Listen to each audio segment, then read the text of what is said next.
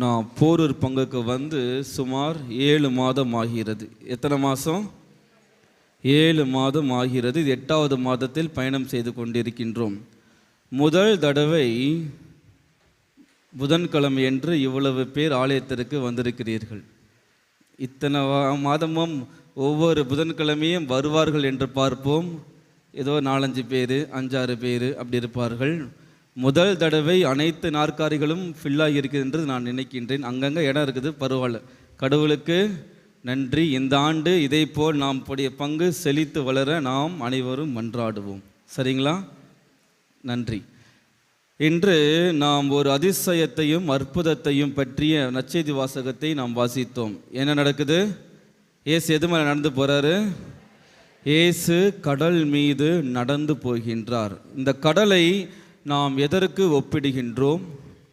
கடலை எதற்கு ஒப்பிடுகிறார்கள் விவிலிய அறிஞர்கள் என்று பார்க்கும் பொழுது, கடலை ஒரு ஆபத்து நிறைந்ததாக, கடலானது ஒரு சாவுக்கு உரியது, பேரழிவுக்கு உரியது என்பதை விவிலிய பேரறிஞர்கள் உணர்த்துகிறார்கள். அதை தான் எசாயா இறைவாக்கினர் ரொம்ப அழகாக சொல்லியிருப்பார். எடுங்கம்மா, இறைவாக்கினர் எசாயா அதிகாரம் 57:20 என்ன சொல்கிறாரு?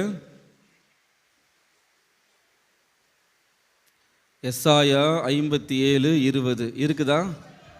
ஒருத்தர் வாசிங்க.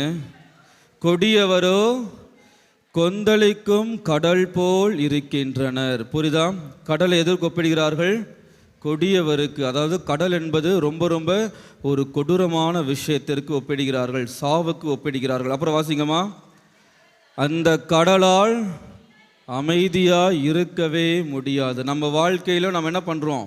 நிறைய கடலுக்கு போயிருப்போம், ஆமாவா இல்லையா? மெரினா பீச்சுக்கு போயிருப்பீங்க. அப்புறம் எங்கே?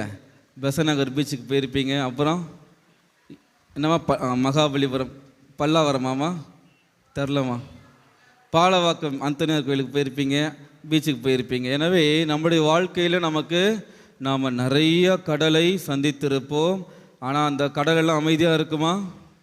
நம்ம வாழ்க்கையில் பிரச்சனைகளுக்கு மேலே பிரச்சனைகள் வந்து கொண்டு தான் இருக்கும். கொடூரமான விஷயங்களை நமது வாழ்க்கையில் நாம் என்ன பண்ணுவோம்? சந்தித்து கொண்டு தான் இருப்போம். அதுதான் என்ன சொல்கிறாரு எசாயா இறைவாக்கினர்? கடலோடு ஒப்பிட்டு சொல்கின்றார். அடுத்து வாசிங்கம்மா. அதன் நீர்த்துளிகள் சேற்றையும் சகதியையும் கிளறி விடுகின்றன. நம்ம வாழ்க்கையில் அமைதியாக போயிட்டுருக்கோம், எந்த ஒரு பிரச்சனையும் இல்லாமல் ரொம்ப ஸ்மூத்தாக போயிட்டுருப்போம். ஆனால் இந்த கடலானது என்ன பண்ணோம்? சேத்தை தூக்கி அடிக்கும், சகதிகளை நம்மளை தூக்கி போடும், என்னென்னமோ பிரச்சனைகளை நாம் சந்தித்து கொண்டிருப்போம். எனவே நம்முடைய வாழ்க்கையில் நாம் சந்திக்கக்கூடிய அனைத்து பிரச்சனைகளையும் எசாயா இறைவாக்கினர் எதற்கு ஒப்பிடுகிறார்?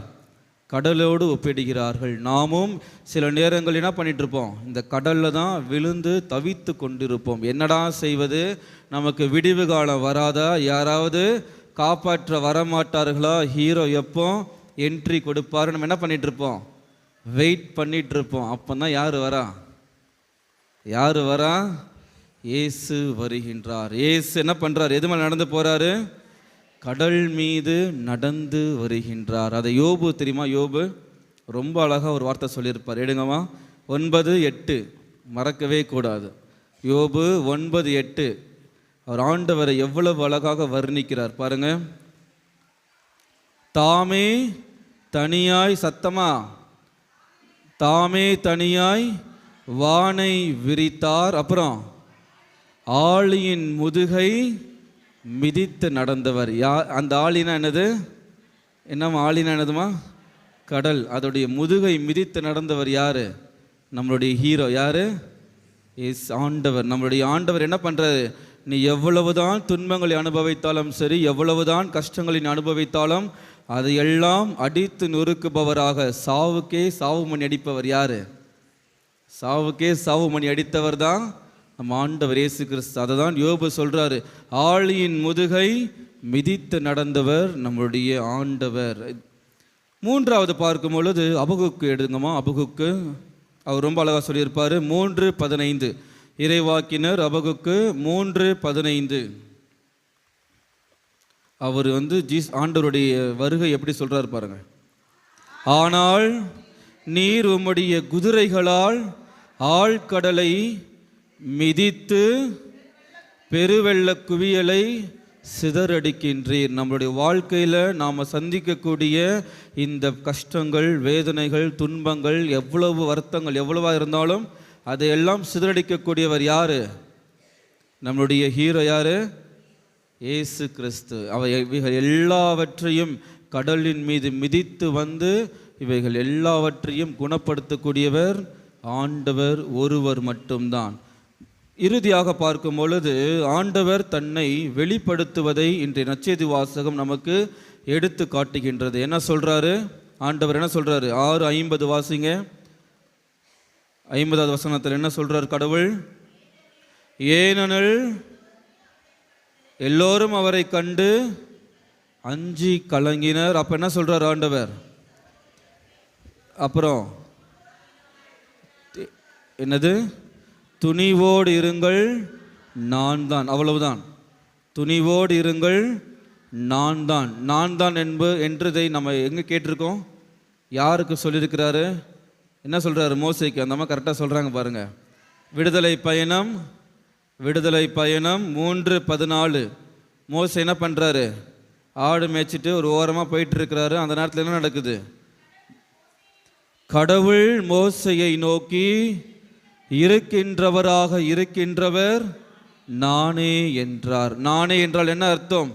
நான் தான் ஆண்டவர், நான் தான் இறைவன், நான் தான் கடவுள், நான் தான் இந்த அகிலத்தை படைத்தவன், நான் தான் உன்னை படைத்தவன் என்று ஆண்டவர் என்ன சொல்றாரு?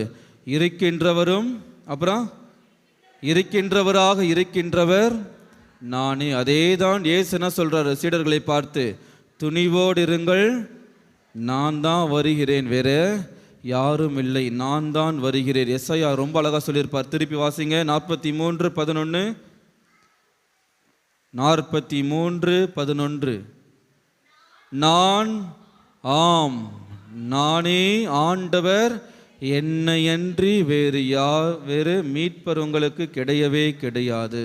நான் தான் இயேசு, நான் தான் இறைமகன், நான் தான் தேவன், நான் தான் ஆண்டவர் என்று சீடர்களுக்கு மட்டுமல்லாமல் நம்ம எல்லோருக்கும் தன்னுடைய தெய்வீக பிரசன்னத்தை உணர்த்திய தருணம் தான் இந்த கடல் மீது நடந்து போகக்கூடிய நிகழ்ச்சியாக அமைகின்றது. இவ்வாறு கடவுள் நம்முடைய வாழ்க்கையில் பல்வேறு அதிசயங்களையும் அற்புதங்களையும் நாம் எப்பெல்லாம் வேதனையில் இருக்கின்றோமோ, நாம் எப்பெல்லாம் துன்பத்தில் கடலில் மூழ்கி கொண்டிருக்கின்றோமோ, தனது கரத்தை நீட்டினா சொல்றாரு, மகனே மகளே, நான் தான், என் கரத்தை பிடித்து கொள்ளென்று தனது கரத்தை நீட்டி கொண்டிருக்கின்றார். நாம தான் என்ன பண்ணுறோம்? இல்லை எனக்கு ஸ்விம்மிங் தெரியும், நாங்கள் சுனாமிலேயே ஸ்விம்மிங் போட என்ன பண்ணுறோம்? அவர் கையென்னா பிடிக்காமல் நம்மளாம் என்ன பண்ணிகிட்டு இருக்கோம்? நம்மளுடைய சுய புத்தியினால், தன்னலத்தினால் நாம் என்ன பண்ணிகிட்டு இருக்கோம்? நீந்திக்கிட்டே கிடக்கிறோம். நீந்திட்டே இருக்கிறவங்க அப்படியே போயிடுவாங்க. எனவே நாம் எப்பொழுது அவருடைய கரத்தை பிடிப்பதற்கு தயாராக இருக்கின்றோம்? சிந்தித்து பார்க்க வேண்டும். எஸ்ஐயா 43, அதே 43:2. நீர்நிலைகள் வழியாக நீ செல்லும் போது நான் உன்னோடு இருப்பேன். நீ எப்போதெல்லாம் கஷ்டங்கள் அனுபவிக்கிறையோ, நீ எப்பெல்லாம் துன்பத்தில் துவண்டு போயிருக்கிறாயோ, நீ எப்பெல்லாம் வேதனையில் அழுதுட்டு இருக்கிறியோ, என்ன சொல்றார் கடவுள்? நான் உன்னோடு இருக்கிறேன். அப்புறம் ஆறுகளை கடந்து போகும்போது அவை உன்னை மூழ்கடிக்காது. அப்புறம் தீயில் நடந்தாலும் நீ எதுக்குமே உனக்கு எதுவுமே ஆகாது என்று கடவுள் நமக்கு வாக்கு கொடுக்கின்றார். நாம் அவரை பிடித்து கொள்வதற்கு தயாராக இருக்கின்றோமா? சூசேப்பர் என்ன பண்றாரு? அவருடைய வாழ்க்கையில ஒரு பெரிய புயல் வந்தது. என்ன புயல்? அவர் எவ்வளவு கனவு கண்டார். அன்னை மரியாளை திருமணம் செய்து கொண்டு சந்தோஷமாக வாழ வேண்டும் என்று கனவு கண்டு கொண்டிருந்தார். ஆனால் என்ன நடக்குது? அவருடைய வாழ்க்கையில் ஒரு பெரிய புயல் வருது. என்ன புயல்? அன்னை மரியாள் ஏற்கனவே கர்ப்பமாக இருக்கிற என்ற புயலை கேட்டோன்னு என்ன பண்ணுறாரு? இடிந்து போய் உட்காருகிறார். ஆனால் அவர் என்ன பண்ணுறாரு? கடவுள் தனக்கு சொல்லியதை முழுமையாக நம்பினார். ஆண்டவர் மீது தன்னுடைய முழு நம்பிக்கையை வைத்ததனால தான் இன்று வரை திருக்குடும்பத்திற்கு தலைவராக இருக்கிறது யாரு? நம்முடைய சூசையப்பர். அவர் ஆண்டவரை முழுமையாக, ஆண்டவரின் திருவுளத்தை முழுமையாக நம்பியதனால தான் இந்த அளவுக்கு இவ்வளவு தூரம் அவர் உயர்த்தப்பட்டிருக்கின்றார். நான் சூசையப்பரை போல இறைவனின் திருவுளத்தை நம்புவதற்கு, அதன்படி செயல்படுவதற்கு நான் எந்த அளவுக்கு முயற்சி செய்கிறேன்? சிந்தித்து பார்த்து இத்திருப்பலியில் நாம் பக்தியோடு மன்றாடுவோம்.